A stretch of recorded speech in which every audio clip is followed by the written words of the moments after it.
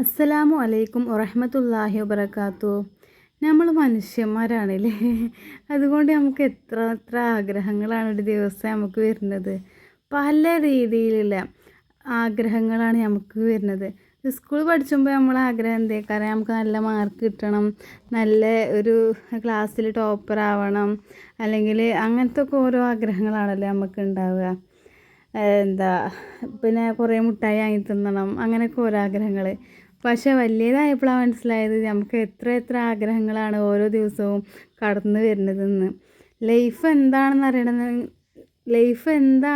അറിയണമെന്നുണ്ടെങ്കിൽ നമ്മളെ മാരേജ്, കല്യാണം കഴിഞ്ഞ് കുട്ടികളൊക്കെ ആയാൽ നമുക്ക് ശരിക്കും എന്താണെന്ന് മനസ്സിലാവും. പിന്നെ അവരുടെ സ്കൂൾ പോക്കും ഒക്കെ തുടങ്ങുമ്പോൾ നമുക്ക് ഒന്നും കൂടി കൂടുതൽ മനസ്സിലാവും. അപ്പോൾ നമ്മളെ കാര്യങ്ങളൊക്കെ ശരിയാകാൻ വേണ്ടി അള്ളാഹുവിനോട് എപ്പോഴും ദുആ ചെയ്തുകൊണ്ടിരിക്കുക. ഇനി എന്തെങ്കിലുമൊക്കെ പെട്ടെന്നുള്ള ആഗ്രഹങ്ങളും അങ്ങനെയൊക്കെ വരുമ്പോൾ നമ്മൾ സൂറത്ത് ഇഖ്ലാസ് നല്ല പവർഫുള്ളായൊരു സൂറത്താട്ടോ. നമ്മൾ ആഗ്രഹങ്ങളൊക്കെ പെട്ടെന്ന് നിറവേറാൻ വേണ്ടി ഈ സൂറത്തിൽ ഇഖ്ലാസ് ഒരു നിശ്ചിത എണ്ണം കണക്കാക്കിയിട്ട് ചൊല്ലിയാൽ, നിശ്ചിത എണ്ണം കണക്കാക്കിയിട്ട് നമ്മൾ ഓതുകയാണെങ്കിൽ ഫലം ഉറപ്പായിട്ടും കിട്ടും കേട്ടോ. എനിക്ക് എൻ്റെ അനുഭവ വെളിച്ചത്തിലാണ് ഇത് ഞാൻ നിങ്ങൾക്ക് പറഞ്ഞു തരുന്നത്. ഇത് നിങ്ങളും ചെയ്ത് നോക്കി, ഫലം ഉറപ്പായിട്ടും കിട്ടും.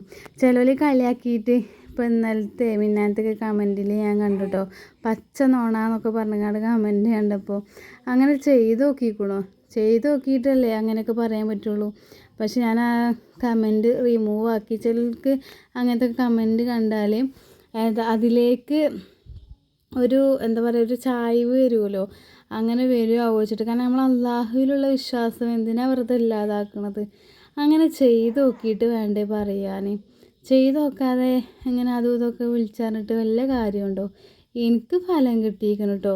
ഇനി അങ്ങനെ അതാ ഞാൻ അങ്ങോട്ട് പറയണത്, നിങ്ങൾക്ക് എന്തെങ്കിലുമൊക്കെ ചെയ്തിട്ട് ഇപ്പോൾ ഏതെങ്കിലും സൂറത്താവട്ടെ, ദിക്റുകളാവട്ടെ, ദുആ ആവട്ടെ, നിങ്ങൾക്ക് ചെയ്തിട്ട് ഫലം കിട്ടിയിരിക്കണമെങ്കിൽ കമൻറ്റ് ചെയ്യോണ്ടിയും പറയണത് അതാണ്. അല്ലാതെ ഇല്ല പച്ച നുണാന്ന് പറയണ്ട, ഇങ്ങനെ കിട്ടിയിട്ടില്ലെങ്കിൽ ഇല്ല തന്നെ പറയണം. അപ്പോൾ നമ്മൾ അതിനുള്ള പ്രതിവിധി എന്താണെന്നുള്ളത് പറഞ്ഞുതരാം. കാരണം ദുആ സ്വീകരിക്കാത്ത കാരണങ്ങളെ കുറിച്ചിട്ട് നമ്മൾ വീഡിയോയിൽ ചെയ്തിരുന്നു. പല കാരണങ്ങളെ കൊണ്ടാവാം നമ്മുടെ പ്രാർത്ഥന അല്ലാഹു സുബ്ഹാനഹു വ തആല സ്വീകരിക്കാത്തത്. അതിൻ്റെ കാരണം എന്താണെന്ന് കണ്ടെത്തിയിട്ട് അതിന് വേണ്ടിയിട്ട് നമ്മൾ ചെയ്യണം. അതിന് വേണ്ടിയിട്ട് കുറേ കാര്യങ്ങൾ നമ്മൾ ചെയ്യേണ്ടതുണ്ട്. അപ്പോൾ ഇൻഷാ അല്ലാഹ്, അപ്പോൾ അങ്ങനെയൊക്കെ എന്തായാലും തീർച്ചയായിട്ടും നിങ്ങൾ കമൻറ്റ് ചെയ്യണുണ്ടോ. നിങ്ങളെ കമൻറ്റുകൾ എല്ലാവർക്കും മറ്റുള്ളവർക്കും കൂടി ഒരു പ്രചോദനമാകും. ഇൻഷാ അല്ലാഹ് പുതിയൊരു വീഡിയോ ആയിട്ട് ഇനിയും കാണട്ടോ. നിങ്ങൾക്ക് എൻ്റെ വീഡിയോ ഇഷ്ടപ്പെട്ടാൽ ലൈക്ക് ചെയ്യുക, ഷെയർ ചെയ്യുക, കമൻറ്റ് ചെയ്യുക, സബ്സ്ക്രൈബ് ചെയ്യുക. അസ്സലാമു അലൈക്കും വറഹ്മത്തുള്ളാഹി വബറകാതുഹു.